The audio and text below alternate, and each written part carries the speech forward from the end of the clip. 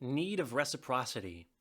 Ideal conversation should be a matter of equal give and take, but too often it is all take.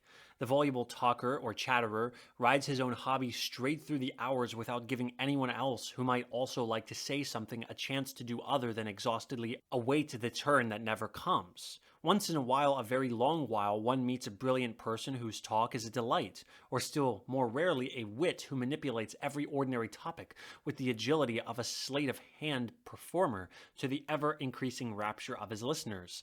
But as a rule, the man who has been led to believe that he is a brilliant and interesting talker has been led to make himself a rapacious pest. No conversation is possible between others whose ears are within reach of his ponderous voice. Anecdotes, long-winded stories, dramatic and pathetic, stock his repertoire, but worst of all are his humorous yarns at which he laughs uproariously, though everyone else grows solemn and more solemn. There is a simple rule by which if one is a voluble chatterer, to be a good talker necessitates a good mind, one can at least refrain from being a pest or a bore, and the rule is merely to stop and think. Think before you speak. Nearly all the faults or mistakes in conversation are caused by not thinking. For instance, a first rule for behavior in society is try to do and say those things only which will be agreeable to others. Yet how many people who really know better, people who are perfectly capable of intelligent understanding if they didn't let their brains remain asleep or locked tight, go night after night to dinner parties, day after day to other social gatherings, and absent-mindedly prate about this or that without ever taking the trouble to think what they are saying and to whom they are saying it? Would a young mother describe 20 or 30 cunning tricks and sayings of the baby to a bachelor who has been helplessly put beside her at dinner if she thought? She would know very well, alas, that not even a very dear friend would really care for more than an hors d'oeuvre of the subject at the board of general conversation. The older woman is even worse, unless something occurs, often when it is too late, to make her wake up and realize that she not only bores her hearers, but prejudices everyone against her children by the unrestraint of her own praise. The daughter who is continually lauded as the most captivating and beautiful girl in the world seems to the wearied perceptions of enforced listeners annoying and plain. In the same way, the magnificent son is handicapped by his mother's or his father's overweening pride and love in exact proportion to its displayed intensity. On the other hand, the neglected wife, the unappreciated husband, the misunderstood child takes on a glamour in the eyes of others equally out of proportion. That great love has seldom perfect wisdom is one of the great tragedies in the drama of life. In the case of the overloving wife or mother, someone should love her enough to make her stop and think that her loving praise is not merely a question of boring her hearers, but of handicapping unfairly those for whom she would gladly lay down her life. And yet few would have the courage to point out to her that she would far better lay down her tongue. The cynics say that those who take part in social conversation are bound to be either the bores or the bored, and that which you choose to be is a mere matter of selection. And there must be occasions in the life of everyone when the cynics seem to be right. The man of affairs who, sitting next to an attractive-looking young woman, is regaled throughout dinner with the detailed accomplishments of the young woman's husband. The woman of intellect who must listen with interest to the droolings of an especially prosy man who holds forth on the super-everything of his own possessions, cannot very well consider that the evening was worth dressing, sitting up, and going out for. People who talk too easily are apt to talk too much, and at times imprudently, and those with vivid imagination are often unreliable in their statements. On the other hand, the man of silence who never speaks except when he has something worthwhile to say is apt to wear well among his intimates, but is not likely to add much to the gaiety of a party.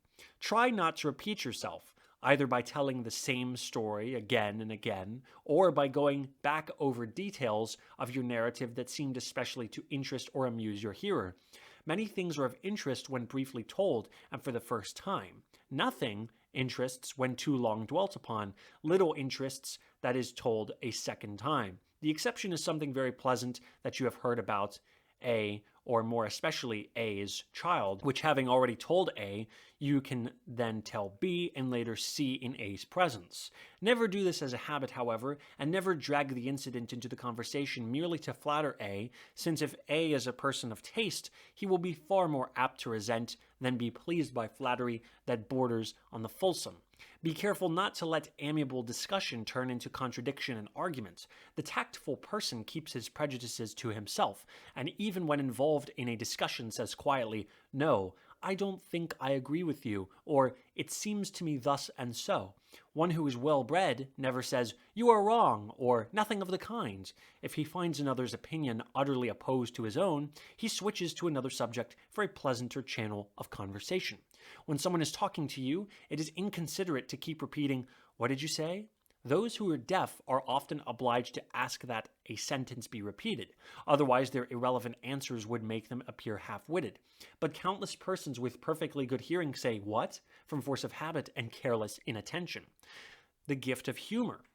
The joy of joys is the person of light but unmalicious humor. If you know anyone who is gay, beguiling, and amusing, you will, if you are wise, do everything you can to make him prefer your house and your table to any other. For where he is, the successful party is also. What he says is of no matter. It is the twist he gives to it, the intonation, the personality he puts into his quip or retort or observation that delights his hearers, and in his case, the ordinary rules do not apply. Eugene Field could tell a group of people that it had rained today and would probably rain tomorrow, and make everyone burst into laughter or tears if he chose, according to the way it was said. But the ordinary rest of us must, if we would be thought sympathetic, intelligent, or agreeable, go fishing. Going fishing for topics. The charming talker is neither more nor less than a fisherman. Fisherwoman, rather, since in America women make more effort to be agreeable than men do. Sitting next to a stranger, she wonders which fly she had better choose to interest him. She offers one topic, not much of a nibble, so she tries another, or perhaps a third before he rises to the bait. The door slammers. There are people whose idea of conversation is contradiction and flat statement. Finding yourself next to one of these, you venture, "Have you seen any good plays lately?" "No. Hate the theater." "Which team are you for in the series?" "Neither. Only an idiot could be interested in baseball." "Country must have a good many idiots," mockingly. "Obviously it has, full stop." In desperation, you veer to the personal. "I've never seen Mrs. Bobo Gilding as beautiful as she is tonight." "Nothing beautiful about her. As for the name Bobo, it's asinine." "Oh, it's just one of those children's names that stick sometimes for life. Perfect rot. Ought to be called by his name, etc." Another, not very different in type, though different in method, is the self-appointed instructor whose proper place is on the lecture platform, not at a dinner table. The earliest coins struck in the Peloponnesus were stamped on one side only, their alloy, etc. Another is the expounder of the obvious. "Have you ever noticed," says he, deeply thinking, "how people's tastes differ?" Then there is the vulgarian of fulsome compliment. "Why are you so beautiful? It is not fair to the others," and so on. Tactless blunderers. Tactless people are also legion. The means to be agreeable elderly man says to a passé acquaintance, "20 years ago you were the prettiest woman in town," or in the pleasantest tone of voice, to one whose only son has married, "Why is it, do you suppose, that young wives always dislike their mothers-in-law?" If you have any ambition to be sought after in society, you must not talk about the unattractiveness of old age to the elderly, about the joys of dancing and skating to the lame, or about the advantages of ancestry to the self-made. It is also dangerous as well as needlessly unkind to ridicule or criticize others, especially for what they can't help. If a young woman's familiar or otherwise lax behavior deserves censure, a casual, unflattering remark may not add to your own popularity if your listener is a relative, but you can at least, without being shamefaced, stand by your guns. On the other hand, to say needlessly, "What an ugly girl," or "What a half-wit that boy is," can be of no value except in drawing attention to your own tactlessness. The young girl who admired her own facile adjectives said to a casual acquaintance, "How can you go about with that moth-eaten, squint-eyed bag of a girl?" "Because," answered the youth, whom she had intended to dazzle, "the lady of your flattering epithets happens to be my sister." It is scarcely necessary to say that one whose tactless remarks ride roughshod over the feelings of others is not welcomed by many. The bore. A bore is said to be one who talks about himself when you want to talk about yourself, which is superficially true enough. But a bore might more accurately be described as one who is interested in what does not interest you and insists that you share his enthusiasm in spite of your disinclination.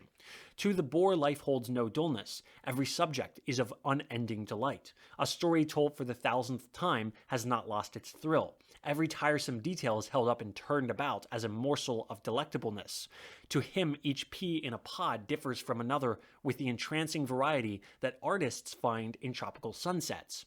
On the other hand, to be bored is a bad habit, and one only too easy to fall into. As a matter of fact, it is impossible almost to meet anyone who has not something of interest to tell you, if you are but clever enough yourself to find out what it is. There are certain always delightful people who refuse to be bored. Their attitude is that no subject need ever be utterly uninteresting, so long as it is discussed for the first time. Repetition alone is deadly dull. Besides, what is the matter with trying to be agreeable yourself? Not too agreeable. Alas, it is true. Be polite to bores, and so you shall have bores always round about you. Furthermore, there is no reason why you should be bored when you can be otherwise. But if you find yourself sitting in the hedgerow with nothing but weeds, there is no reason for shutting your eyes and seeing nothing instead of finding what beauty you may in the weeds. To put it cynically, life is too short to waste it in drawing blanks. Therefore, it is up to you to find as many pictures to put on your blank pages as possible. A few important details of speech and conversation. Unless you wish to stamp yourself a person who has never been out of provincial society, never speak of your husband as Mr. except to an inferior. Mrs. Worldly, for instance, in talking with a stranger would say, "my husband," and to a friend, meaning one not only whom she calls by her first name, but anyone on her dinner list, she says, "Dick thought the play amusing," or "Dick said." This does not give her listener the privilege of calling him Dick.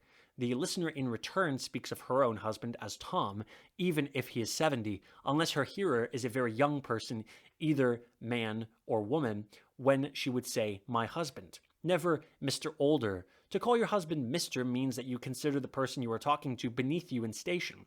Mr. Worldly, in the same way, speaks of Mrs. Worldly as "my wife" to a gentleman, or Edith in speaking to a lady, always. In speaking about other people, one says Mrs., Miss, or Mr., as the case may be.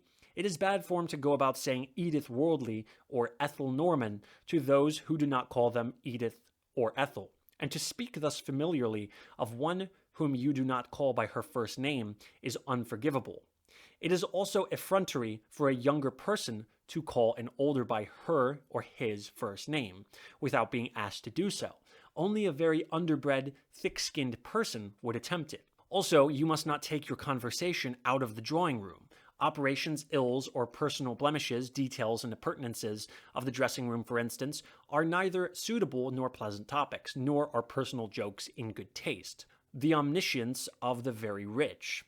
Why a man, because he has millions, should assume that they confer omniscience in all branches of knowledge is something which may be left to the psychologist to answer, but most of those thrown much in contact with millionaires will agree that an attitude of infallibility is typical of a fair majority.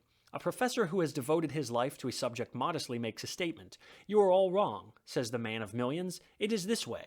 As a connoisseur, he seems to think that because he can pay for anything he fancies, he is accredited expert as well as potential owner.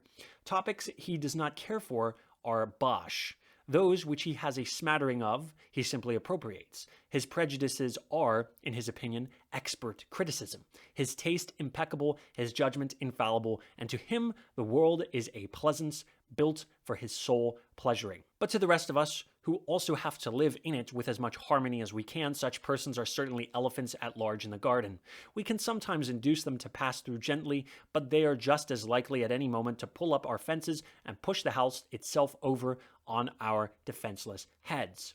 There are countless others, of course, very often the richest of all, who are authoritative in all they profess, who are experts and connoisseurs, who are human and helpful, and above everything respecters of the garden enclosure of others. Dangers to be avoided.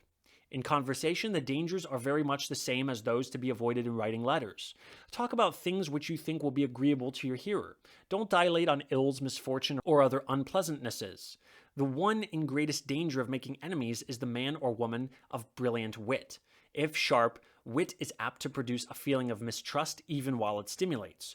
Furthermore, the applause which follows every witty sally becomes in time breath to the nostrils, and perfectly well-intentioned people who mean to say nothing unkind in the flash of a second see a point, and in the next second score it with no more power to resist than a drug addict can resist a dose put into his hand.